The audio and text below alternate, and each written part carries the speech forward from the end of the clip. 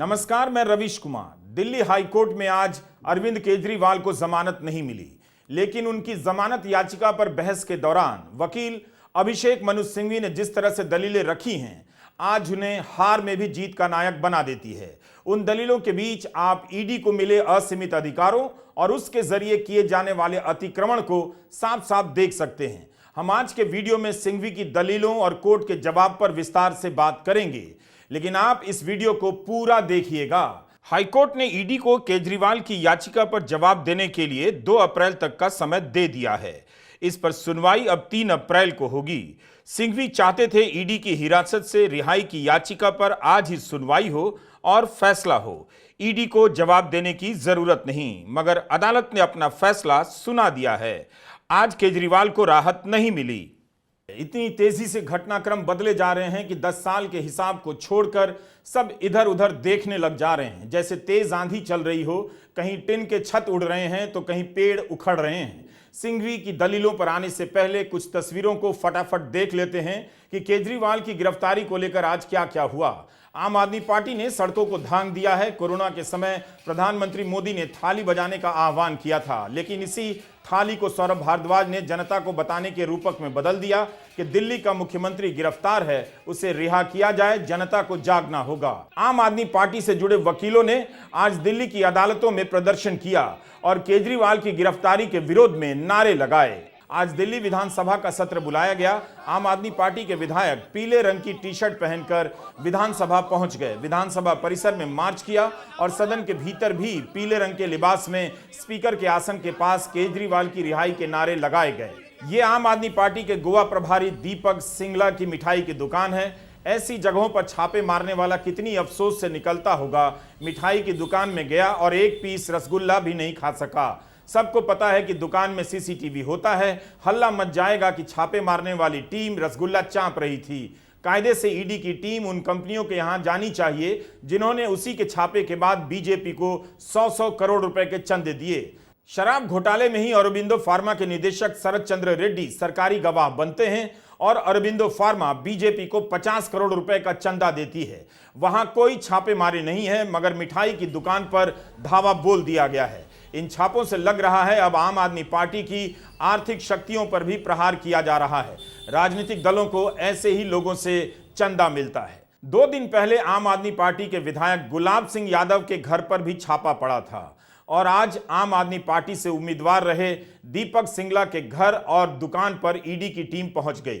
दीपक सिंगला विधानसभा चुनाव हार गए थे।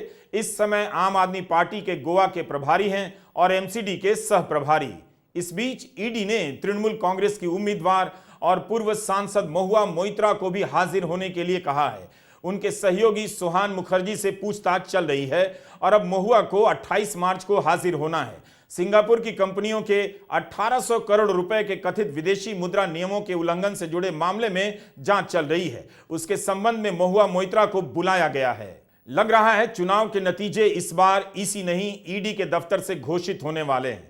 ऐसा क्या है कि सबसे अधिक चंदा लेने वाली पार्टी से जुड़े किसी के खिलाफ ईडी सक्रिय नहीं है और विपक्ष के नेता धड़ाधड़ दबोचे जा रहे हैं ताकि वे चुनावी मैदान में उड़ ही न सकें। ईडी की हरकत या करतूत को समझना है तो दिल्ली हाई कोर्ट में अभिषेक मनु सिंघवी की दी गई दलीलों को पूरा पढ़ना होगा, सुनना होगा। हम काफी विस्तार से इसके बारे में बता रहे हैं, इसलिए गुजारिश है इस वीडियो को 2 बार देखिए, पूरा देखिए। केजरीवाल के वकील अभिषेक मनु सिंघवी पूरी तैयारी के साथ आए। जमानत याचिका पर बहस के दौरान अभिषेक मनु सिंघवी ने ईडी के वकील को पानी पिला दिया। ईडी के वकील के अजीब अजीब तर्कों को ध्वस्त कर दिया, मगर वे केजरीवाल के लिए जमानत हासिल नहीं कर पाए। उनकी मुराद बस इतनी पूरी हुई कि सुनवाई हो गई, अपनी बात कह पाए, मगर केजरीवाल को जमानत नहीं दिला सके। अब केजरीवाल की याचिका उसी सुप्रीम कोर्ट के सामने होगी जहां से याचिका वापस ले ली गई थी। केजरीवाल की याचिका इस तरह से तैयार की गई थी कि ईडी को कहना पड़ा कि उसे जवाब देने के लिए 3 हफ्ते का समय चाहिए। सोचिए, इस केस की 2 साल से जांच चल रही है, फिर भी सिंघवी ने याचिका में ऐसा क्या लिख दिया होगा कि ईडी को 3 हफ्ते का समय चाहिए था? क्या इसलिए कि केजरीवाल को जेल में रखना है किसी तरह ज्यादा से ज्यादा समय तक, ताकि चुनाव बीत जाए? 21 मार्च को अरविंद केजरीवाल गिरफ्तार किए गए, 22 मार्च को रिमांड पर भेजा गया, आज 27 मार्च है। आखिर केजरीवाल के वकील अभिषेक मनु सिंघवी ने ऐसा क्या लिख दिया याचिका में कि इस पर जवाब देने के लिए ईडी को 3 हफ्ते का समय चाहिए। दिल्ली हाईकोर्ट में आज केजरीवाल की जमानत याचिका पर बहस हो रही थी। हाईकोर्ट में ईडी के वकील एस.वी. राजू ने कहा, हमें याचिका की कॉपी कल ही मिली है। उन्होंने कहा कि केजरीवाल की ओर से दाखिल की गई मुख्य याचिका पर जवाब देने के लिए 3 हफ्ते का समय चाहिए और अंतरिम एप्लीकेशन पर जवाब देने के लिए भी उचित समय दिया जाना चाहिए। वकील अभिषेक मनु सिंघवी ने कहा, यह एक बेहद अजीब और मोटिवेटेड पॉइंट है। यह व्यक्ति जेल में है। 23 मार्च को याचिका फाइल हुई थी, कल रात उसकी खामियों को ठीक किया गया और आपको कॉपी दे दी गई। जवाब देने का कोई मतलब नहीं। इस पर ईडी के वकील राजू ने कहा कि आप कैसे तय कर सकते हैं कि जवाब देने की जरूरत नहीं। जस्टिस स्वर्णकांता शर्मा ने कहा कि मैं इस मामले में नोटिस जारी करूंगी, मुझे इस मामले में जवाब चाहिए। अंतरिम राहत पर मैं जल्दी डेट दूंगी। इस पर सिंघवी ने कहा कि मैंने 28 मार्च को खत्म होने वाली रिमांड को चुनौती दी है। हमारी मांग है कि रिमांड के आधार पर फैसला दें। इसमें किसी के जवाब की फाइल की जरूरत नहीं है। यह मामले को लटकाने वाली बात है। मैं मांग कर रहा हूं कि आप आज फैसला करें। एक ऐसा मामला जो रिमांड के आधार को चुनौती देता है, उसे आज ही सुना जाए। इसके पीछे कई बड़े कारण हैं। सिंघवी ने कहा कि सुनवाई करनी है या नहीं, यह आपका अधिकार है। इस पर किसी को जवाब फाइल करने का सवाल नहीं उठता। इस पर त्वरित फैसला देने की जरूरत है। अभिषेक मनु सिंघवी आज पूरी तैयारी के साथ अपना पक्ष रख रहे थे। उनकी बात भारी पड़ती लग रही थी। जस्टिस शर्मा ने फैसला सुना दिया कि पूरक सूची पर सुनवाई पूरी कर लेने के बाद आज ही इस पर सुनवाई होगी। आखिरकार सुनवाई हुई और अभिषेक मनु सिंघवी ने कहा कि केजरीवाल की गिरफ्तारी का मामला संविधान के बुनियादी ढांचे पर प्रहार है।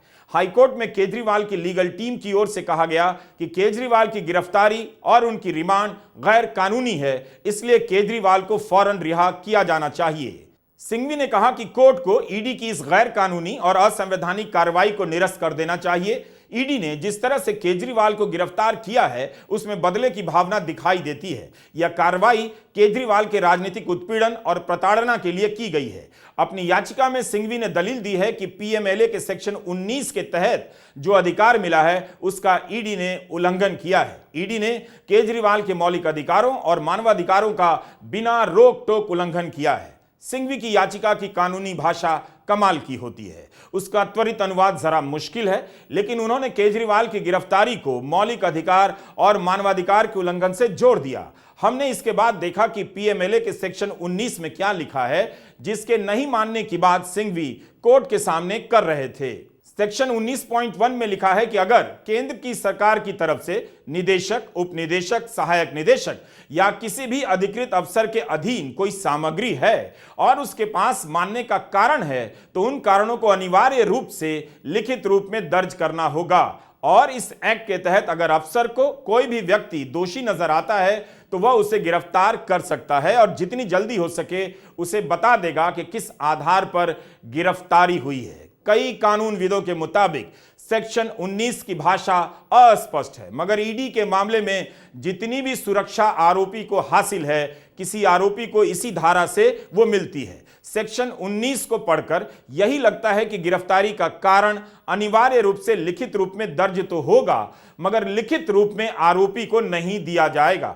यह सवाल आपको पूछना चाहिए कि जब गिरफ्तारी का कारण दर्ज किया जाना अनिवार्य है, तो उसे आरोपी को क्यों नहीं दिया जाना चाहिए और अनिवार्य क्यों नहीं होना चाहिए? सब कुछ अफसर की मर्जी पर छोड़ दिया गया है। इसलिए कई बड़े बड़े वकील ईडी को खतरनाक मानते हैं, ड्रैकोनियन कहते हैं। ड्रैकोनियन शब्द प्राचीन ग्रीस में एथेंस शहर के एक कानून निर्माता के नाम से आता है। ड्रैको छोटे छोटे अपराध के लिए बड़ी सजा देने के लिए जाना जाता था। मौत की सजा देने में ड्रैको खास तौर पर आगे रहता था। कहते हैं पत्ता गोभी चुराने पर भी मौत की सजा मुकर्रर कर दी गई थी। वैसे ड्रैको शब्द का मतलब ड्रैगन होता है। मुझे तो ड्रैको सुनते ही ड्रैकुला की याद आ जाती है। ईडी का भय अब भूत बन चुका है। इसके डर से लोग थर थर कांप रहे हैं। कांग्रेस के खासकर तुरंत भागकर बीजेपी में चले जाते हैं। ऐसा लगता है कि उनके पीछे ईडी नहीं ड्रैकुला आ गया है। जब ड्रैकोनियन बता दिया तो थोड़ा ड्रैकुला का भी बता देते हैं। ड्रैकुला दीवारों पर रेंगने वाला एक पिशाच है और जिसे भी काटता है वो भी ड्रैकुला बन जाता है। आप भी खून के प्यासे वैम्पायर बन जाते हैं और ड्रैकुला की हर गतिविधि को सही बताने लग जाते हैं। जैसे व्हाट्सएप अंकिल एक तरह के ड्रैकुला है, ये जिसे भी काटते हैं वो इन्हीं के जैसा हो जाता है। समय आ गया है कि व्हाट्सएप के ड्रैकुला से आप तुरंत सावधान हो जाएं। इस दौर में यही सब याद आता है, यही सब रूपक नजर आते हैं। आज कोर्ट में बहस लंबी चली और मामला जटिल भी है, इसलिए ड्रैगन और ड्रैकुला के सहारे हमने छोटा सा एक ब्रेक ले लिया। लेकिन अब आपका ध्यान फिर से चाहता हूं और गुजारिश है कि इस वीडियो को पूरा देखिएगा। हिंदी के अखबार वैसे ही इस पूरे मामले पर गोबर लीप देते हैं, कुछ पता ही नहीं चलेगा कि क्या कहा गया और क्या नहीं कहा गया। आप अभिशप्त हैं हिंदी के दर्शक होकर भी हिंदी के रद्दी अखबारों को खरीदने और पढ़ने के लिए। तो हम सेक्शन 19 की बात कर रहे थे। आप ही सोचिए, ईडी के अफसर के पास अगर यह मानने का पर्याप्त कारण है कि अमुक व्यक्ति अपराध में शामिल है तो वह गिरफ्तार किया जा सकता है। जब वह मौखिक रूप से बता सकता है कि क्यों गिरफ्तार हो सकता है तो लिखित रूप से क्यों नहीं बता सकता? इस तरह की छूट भारत जैसे देश की एजेंसी को कैसे दी जा सकती है, जहां फर्जी मामलों में फंसाने को कोई भी बुरा नहीं मानता और फंसाने के बाद लोरी सुनाता है कि जेल जाइए, कानून में विश्वास जताइए और फैसले का इंतजार कीजिए। फर्जी मामले में फंसाने वाले अफसरों को कोई सजा भी होती है। जो भी है, भले ही नाम मात्र ही समझिए, लेकिन ईडी को जितनी शक्तियां मिली हुई हैं उनमें आरोपी के पास जो भी बचाव है वो इसी सेक्शन 19 से मिलता है। गिरफ्तारी के कारणों को दर्ज करना होता है। अदालत उसकी मांग कर सकती है कि किस आधार पर केजरीवाल को गिरफ्तार किया गया है, मगर आरोपी को नहीं दिया जाएगा। पुलिस किसी को एफआईआर के बिना गिरफ्तार नहीं करेगी। पुलिस के सामने कोई बयान देता है, अदालत उसे सबूत नहीं मानेगी, लेकिन ईडी के सामने किसी का दिया हुआ बयान गिरफ्तारी का आधार बन जाता है और इसे ट्रायल के समय सबूत मान लिया जाता है, क्योंकि समझा जाता है कि ईडी तो पुलिस नहीं है, मगर जिसका इस तरह से इस्तेमाल हो रहा है या अतिक्रमण दिखाई देता है, जैसे आरोप लगते हैं, उससे यही लगता है कि ईडी का भय पुलिस के भय से भी कई गुना ज्यादा हो गया है। अभिषेक मनु सिंघवी ने कहा कि सेक्शन 19 के तहत गिरफ्तारी केवल शक के आधार पर नहीं की जाती है। गिरफ्तारी का कारण बहुत पुख्ता होने चाहिए, क्योंकि जमानत मुश्किल से मिलती है। गिरफ्तारी तभी हो सकती है जब ईडी के पास ऐसे साक्ष्य हों जिन्हें देखकर यही लगे कि जिसकी गिरफ्तारी हो रही है वो आरोपी है और उसमें दम है। जैसा कि आप जानते हैं, पीएमएलए के तहत ईसीआईआर यानी एफआईआर की कॉपी या कंप्लेंट की कॉपी देना अनिवार्य नहीं है। बहुत से कानूनी विशेषज्ञों ने इसे लेकर आलोचना की है। इसे सुप्रीम कोर्ट में चुनौती दी गई है और इस पर अदालत के फैसले का इंतजार हो रहा है। इस समय जो कानून है उसके अनुसार ईडी को गिरफ्तारी के वक्त एफआईआर की तरह ईसीआईआर डिटेल के रूप में देने की कोई जरूरत नहीं, सिर्फ गिरफ्तारी का आधार बताया जा सकता है। केजरीवाल की गिरफ्तारी को गैर कानूनी साबित करने के लिए सिंघवी दलील देते हैं कि मौजूदा मामला पीएमएलए के सेक्शन 3 के तहत दर्ज है, लेकिन इस केस में ऐसा कोई भी साक्ष्य नहीं जो दिखा सके कि कानून में दर्ज किसी भी गतिविधि में याचिकाकर्ता यानी अरविंद केजरीवाल शामिल थे। सेक्शन 3 के तहत ईडी को दिखाना होगा कि याचिकाकर्ता यानी केजरीवाल का संबंध प्रोसीड्स ऑफ क्राइम से जुड़ा है, यानी उसे किसी तरह से पैसा मिला है, उसने इसे छिपाने का काम किया है या इस्तेमाल किया है, या किसी तरह से रिश्वत के पैसे को वैध बनाने का काम किया है। ईडी को यह बताना होगा कि सिंघवी ने कहा कि ईडी के पास ऐसे कोई साक्ष्य नहीं है जो यह साबित करते हो कि याचिकाकर्ता ने सेक्शन 3 के तहत अपराध किया है। यह आरोप भी नहीं है कि याचिकाकर्ता को कथित अपराध की कोई जानकारी थी। सिंघवी ने याचिका में लिखा है कि गिरफ्तारी के समय ईडी ये साबित नहीं कर पाई है कि केजरीवाल सेक्शन 3 के तहत आने वाली गतिविधियों में आरोपी हैं। आम गिरफ्तारी से अलग पीएमएलए के सेक्शन 19 के तहत अधिकारियों के ऊपर बहुत बड़ी जिम्मेदारी होती है। सिंघवी ने लिखा है कि ईडी के अधिकारियों ने सेक्शन 19 का उल्लंघन किया है और ऐसी गिरफ्तारी कानून के समक्ष गैर कानूनी है। आपको दिखाना होगा कि गिरफ्तारी क्यों जरूरी है। सिंघवी ने लेवल प्लेइंग फील्ड, समतल जमीन और संविधान के मूल ढांचे पर प्रहार की बात कोर्ट के सामने रखी। यही बात उन्होंने चुनाव आयोग के सामने रखी थी। हम उनके पुराने बयान का वो हिस्सा आपको सुनाना चाहते हैं। अगर कोई भी संवैधानिक संशोधन मूल ढांचे के विरुद्ध है तो संवैधानिक संशोधन भी असंवैधानिक करार किया जा सकता है। अब इसको हमने कैसे पक्ष रखा? जब आप इस प्रकार की चुनाव के लिए जो एक समतल ज़मीन आवश्यक है, अति आवश्यक है, अनिवार्य है, समतल ज़मीन, उस समतल ज़मीन को आप बदल देते हैं, उसको समतल नहीं रहने देते हैं दुरुपयोग करके एजेंसीज द्वारा, तो उसका सीधा दुष्प्रभाव पड़ता है स्वतंत्र निष्पक्ष चुनाव पर, फ्री एंड फेयर इलेक्शंस। उसका सीधा दुष्प्रभाव आगे पड़ता है गणतंत्र लोकतंत्र पे, डेमोक्रेसी। और स्वतंत्र निष्पक्ष चुनाव या लोकतंत्र गणतंत्र दोनों उच्चतम न्यायालय ने केशवानंद भारती के समय से कहा है, बार बार कहा है, मूल ढांचे के एक अभिन्न अंग हैं। तो जब आप समतल ज़मीन को बदल देते हैं, नॉन समतल बना देते हैं दुरुपयोग करके एजेंसीज का, तो आप सीधा उस मूल ढांचे पे प्रहार कर रहे हैं, असंवैधानिक गैर कानूनी प्रहार। ये एक मूल मुद्दा है और इसके लिए सबसे बड़ा पुलिसमैन इस समतल ज़मीन का संविधान ने बनाया है, चुनाव आयोग को बनाया है। सिर्फ कोई स्टैट्यूटरी गठित संस्था नहीं है, ये संवैधानिक संस्था है। तो हमने उनको उनके उत्तरदायित्व की याद दिलाई और कहा कि आप बेझिझक होकर इस मामले में हस्तक्षेप करें। सुनवाई शुरू होने के बाद सिंघवी ने कहा कि कोई भी मुख्यमंत्री गिरफ्तार हो सकता है, मगर सवाल टाइमिंग का है। सेक्शन 50 के तहत बयान नहीं लिया गया है, बिना बयान गिरफ्तारी हुई है। उन्होंने जज से कहा कि आपने बताया है कि स्टेटमेंट इंक्वायरी के नेचर की है, छानबीन के दौरान मिली जानकारी और उस पर प्रयुक्त विवेक के आधार पर गिरफ्तारी हुई है। यह मूल ढांचे पर आक्रमण है। आपका उद्देश्य है मुझे और मेरी पार्टी यानी अरविंद केजरीवाल और आम आदमी पार्टी को अस्थिर करना। सिंघवी की दलीलों में उनकी वकालत का अनुभव आज बढ़ चढ़कर बोल रहा था। वे आज ही केजरीवाल की रिहाई पर अड़ गए थे। कोर्ट की दलील यही रही कि ईडी को भी अपनी बात रखने और सुनने का मौका मिलना चाहिए। सिंघवी ने कहा बिल्कुल मिलना चाहिए, लेकिन हमारी याचिका पर जवाब फाइल करने की कोई जरूरत नहीं है। हम रिमांड पर बहस कर रहे हैं। स्वतंत्रता के मामले में एक दिन की जेल भी बहुत लंबी हो जाती है। या तो आप स्वीकार करें या खारिज कर दें। ईडी के वकील को अलग से जवाब देने की कोई जरूरत नहीं। हमारी रिहाई की अपील सुनी जानी चाहिए। कोर्ट ने सुनने की अनुमति दे दी। सिंघवी ने यहां तक ईडी के तमाम तर्कों को पीछे छोड़ते हुए अपनी बात रखने का मौका कोर्ट से हासिल कर लिया और सिंघवी बहस करते चले गए। उनकी दलीलों का आधार यही था कि गिरफ्तारी गैर कानूनी है और केजरीवाल को रिमांड खत्म होने से पहले आज ही रिहा किया जाना चाहिए। 28 मार्च को केजरीवाल की रिमांड खत्म हो रही है। सिंघवी कहते रहे कि पीएमएलए में मुख्य बात होती है प्रोसीड्स ऑफ क्राइम की। मतलब यही हुआ कि क्या केजरीवाल ने पैसे लिए हैं या किसी तरह से इस्तेमाल कर उसे सफेद किया है। इसमें दूसरे अपराधों के लिए आप गिरफ्तार नहीं कर सकते।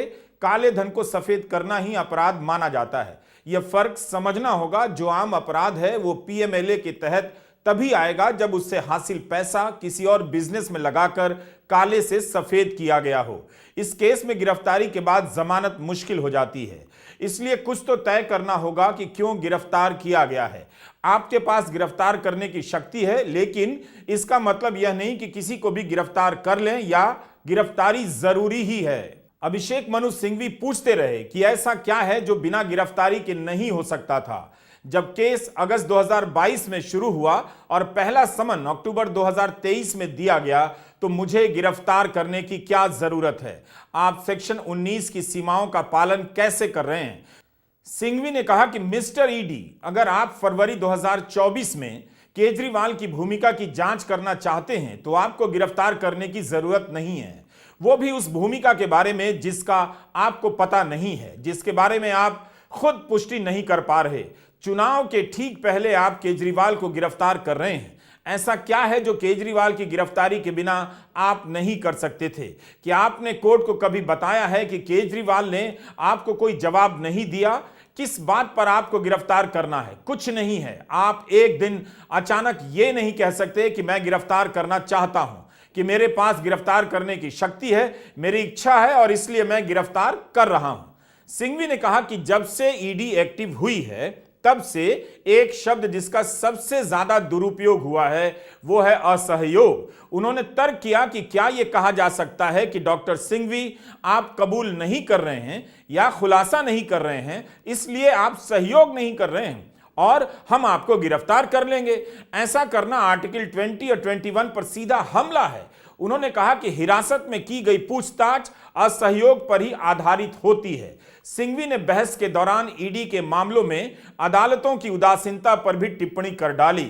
उन्होंने कह दिया कि मुझे खुशी है कि कम से कम 1 या 2 कोर्ट तो ऐसे हैं जिन्होंने इस कार्य पद्धति पर कहा है। आमतौर पर कोर्ट ईडी नाम की होली काऊ को छूना भी नहीं चाहते हैं। सिंघवी ने कहा कि आप नॉन ट्रायल प्रारंभिक स्टेज पर हैं, सब कुछ मान लें तो भी आपको गिरफ्तारी की जरूरत दिखानी होगी। अगर गिरफ्तारी के बिना मकसद पूरा हो जाता है तो आप गिरफ्तारी नहीं करें। यह मुख्यमंत्री के मामले में 10,000 बार जरूरी है। सिंघवी ने कहा कि आप कह रहे हैं कि मैं सबूतों से छेड़छाड़ कर सकता हूं, इस तर्क से तो यह भी हो सकता है कि मैंने पहले ही छेड़छाड़ कर दी हो। सिंघवी ने उन बयानों की भी धज्जियां उड़ा दी जिसके आधार पर गिरफ्तारियां की जाती हैं। उन्होंने कहा कि किसी के बयान पर आप गिरफ्तारी नहीं कर सकते। पहले चरण में केजरीवाल के खिलाफ कुछ भी नहीं मिलता है, कुछ अन्य लोगों के बयान लेने के बाद आप चरण 3 पर पहुंचते हैं, जो है किसी एबीसी को गिरफ्तार करना। उसके बाद उस पर दबाव बनाया जाता है, उससे बेल के लिए याचिका डलवाई जाती है। 5वें चरण में एडिशनल सॉलिसिटर जनरल कहते हैं बेल का विरोध करने का कोई कारण नहीं है, फिर आदमी को बेल मिल जाती है। 6ठे चरण में वो बाहर आकर केजरीवाल के खिलाफ बयान दे देता है और उसके बाद उसे माफी मिल जाती है। सिंघवी ने कहा आबकारी मामले में हर राजनीतिक गिरफ्तारी में यही हुआ है, ये बहुत चिंता की बात है। It is blowing to smithereens the constitutional safeguards. Hindi में ऐसे कहेंगे कि जो भी संवैधानिक सुरक्षा मिली है उसकी चिंदी चिंदी हवा में उड़ गई है। सिंघवी की इन दलीलों से दिल्ली शराब घोटाले में गिरफ्तारी, सरकारी गवाह और उनके बयानों का हाल नजर आ जाता है। आखिर कोई तो सोचेगा कि जो व्यक्ति सरकारी गवाह बना है, जिसे इसी केस में जमानत मिली है, जिसमें मनीष सिसोदिया को 1 साल से जमानत नहीं मिल पा रही, वो आदमी जमानत पर बाहर आता है, उसकी कंपनी बीजेपी को 50 करोड़ रुपए का चंदा देती है। क्या यह किसी को भी नहीं दिखेगा? इसके बाद सिंघवी शराब घोटाले में गिरफ्तार और सरकारी गवाह बनने वाले राघव मगुंटा और शरद चंद्र रेड्डी के बयान की धज्जियां उड़ाने लगते हैं, जिसके आधार पर केजरीवाल की गिरफ्तारी हुई है। सिंघवी कहते हैं कि फरवरी 2023 में राघव को गिरफ्तार किया जाता है। उसने 4 बयान दिए, चारों में केजरीवाल का नाम नहीं लिया। इन चारों बयानों को ईडी दबा देती है। जुलाई में बयान आता है जिसमें केजरीवाल का नाम लिया जाता है। क्या यह सही है? चूंकि आज आप ईडी हैं, इसलिए आप क्रिमिनल लॉ को उल्टा ही कर देंगे, सिर्फ इसलिए कि केजरीवाल को गिरफ्तार करना है। किसी तरह से आप एक बयान ले आते हैं। इस केस में जमानत कब मिलती है वो तारीख देखिए। ईडी कहती है हम जमानत का विरोध नहीं करेंगे। आपने कितने ऐसे केस में कहा है जमानत का विरोध नहीं करेंगे?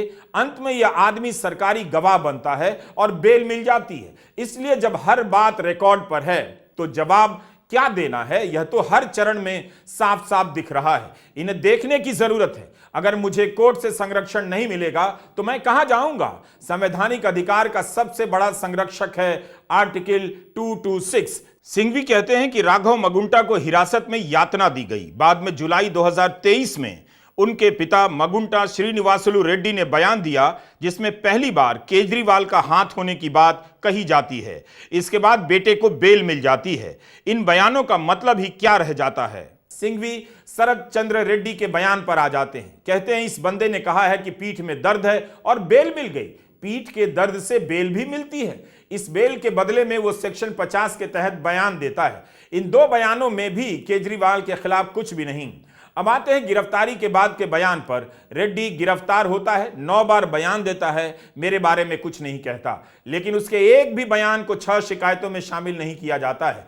आप खुद उस बयान पर भरोसा नहीं करते और दबा देते हैं। ये मजाक नहीं तो और क्या है? 2-2 गवाह, जमानत मिलती है, सरकारी गवाह बनते हैं और केजरीवाल का नाम लेते हैं। पहले के बयान में केजरीवाल का नाम नहीं लेते, जमानत मिलने के बाद नाम लेते हैं। क्या यह अजीब नहीं? इसलिए अभिषेक मनु सिंघवी ने जिस तरह से अपनी बात रखी है उस पर गौर करना बहुत जरूरी है। पता चलता है कि उन्होंने ईडी के केस को और अरविंद केजरीवाल की गिरफ्तारी को कैसे देखा है।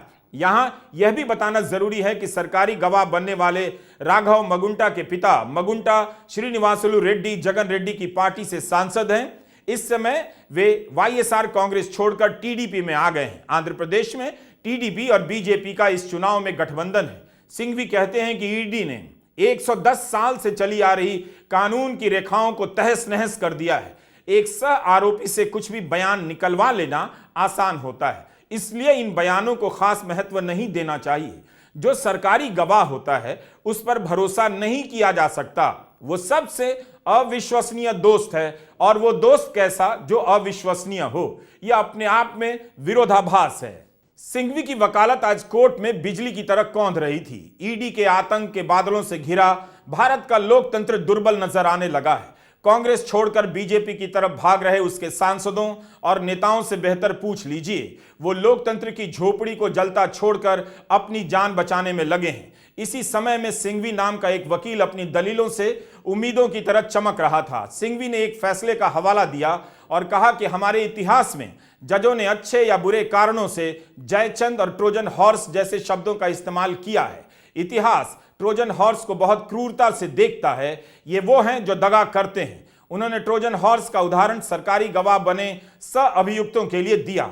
सिंघवी कहते हैं कि अरविंद केजरीवाल की गिरफ्तारी इसलिए हुई है कि 45 करोड़ का पता लगाना है, जबकि सुप्रीम कोर्ट में मनीष सिसोदिया के केस में पैसे के लेन देन का आरोप रिजेक्ट हो चुका है। पैसा वही है, बस इस बार अभियुक्त का नाम दूसरा कर दिया गया है। इससे खास फर्क नहीं पड़ता। सिंघवी ने दलील दी कि ईडी द्वारा केवल सेक्शन 70 लगाया गया है, जो कि सिर्फ कंपनी पर लगाया जाता है। इसकी जो भी भाषा हो यह राजनीतिक पार्टी पर नहीं लगता है। पार्टी के बारे में जनप्रतिनिधित्व कानून में लिखा गया है। आप एक कानून में राजनीतिक पार्टी की परिभाषा को दूसरे कानून में समाहित नहीं कर सकते हैं। पीएमएलए ने पार्टी का नाम तक नहीं लिया है। ऐसा कर आप दो कानूनों के साथ अत्याचार कर रहे हैं। और अगर आप आम आदमी पार्टी को आरोपी बना भी लेते हैं, तब भी इसका यह मतलब नहीं कि आप केजरीवाल को गिरफ्तार कर लें। आपको उनकी भूमिका दिखानी होगी। क्या, कैसे, कब, कहां। सिंघवी ने कहा, पहले गिरफ्तारी के कारण एक पन्ने में बता दिए जाते थे, अब कई सौ पन्नों में बताया जाता है। ईडी अभी तक लिखित रूप में गिरफ्तारी के कारण नहीं दे पाई है। ईडी के मामले में जमानत का नहीं मिलना किसी को हैरान नहीं करता है, मगर सिंघवी की 10 बिंदुओं पर खड़ी सारी दलीलों से कोई भी जागरूक नागरिक हैरान हो सकता है कि एक मुख्यमंत्री को उसके घर से इस तरह से उठाकर जेल में डाल दिया जा सकता है। हम सिंघवी की बहस को शब्दशः नहीं रख पाए, अपने हिसाब से अनुवाद किया। कुछ त्रुटियां जरूर होंगी, मगर अरविंद केजरीवाल को इससे बेहतर बचाव नहीं मिल सकता था। अभिषेक मनु सिंघवी ने मजबूती से अपना पक्ष रखा कि केजरीवाल की गिरफ्तारी अवैध है, उन्हें तुरंत रिहा किया जाए। सिंघवी हाई कोर्ट में अपना केस हार गए। नमस्कार, मैं रवीश कुमार।